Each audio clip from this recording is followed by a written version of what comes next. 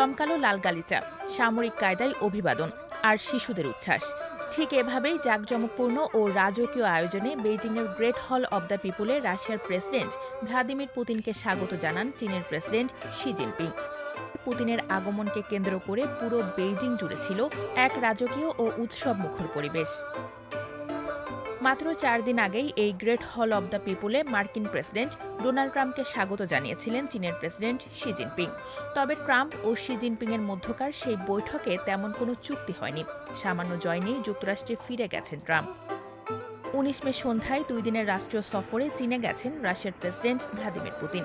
Beijing বিমানবন্দরে তাকে স্বাগত জানান চীনের পররাষ্ট্রমন্ত্রী ওয়াং ই। এটি পুতিনের ২৫তম চীন সফর। পুতিনের এই সফর শি জিনপিংয়ের সঙ্গে তার ঘনিষ্ঠ সম্পর্ককেও তুলে ধরেছে। পশ্চিমা দেশগুলো যখন চীনকে রাশিয়ার উপর চাপ সৃষ্টি করতে বলছে, তখনও এই সম্পর্ক আরও মজবুত হচ্ছে। পুতিনের এই চীন সফর এমন এক সময় হচ্ছে যখন ইরান যুদ্ধের কারণে বিশ্বজুড়ে অস্থিতিশীল পরিস্থিতি বিরাজ করছে।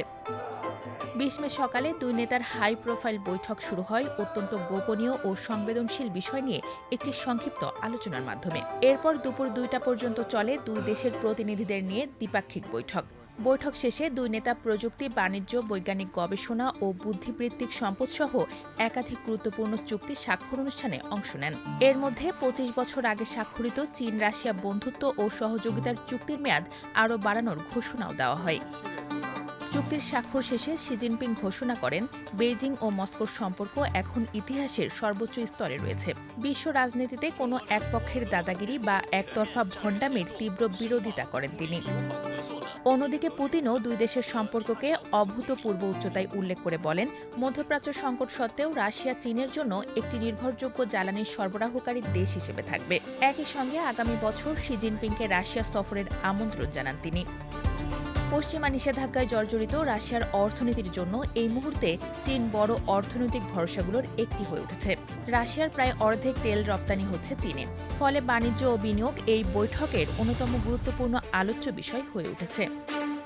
তবে রাশিয়ার সঙ্গে এই ঘনিষ্ঠতার মাঝেই যুক্তরাষ্ট্রের সঙ্গেও ভারসাম্য বজায় রাখছে বেইজিং। পুতিন বেইজিংয়ে পা রাখার ঠিক আগ মুহূর্তে চীনের বাণিজ্য মন্ত্রণালয় নিশ্চিত করেছে, তারা মার্কিন কোম্পানি বোয়িং থেকে ২০০টি জেট বিমান কিনবে।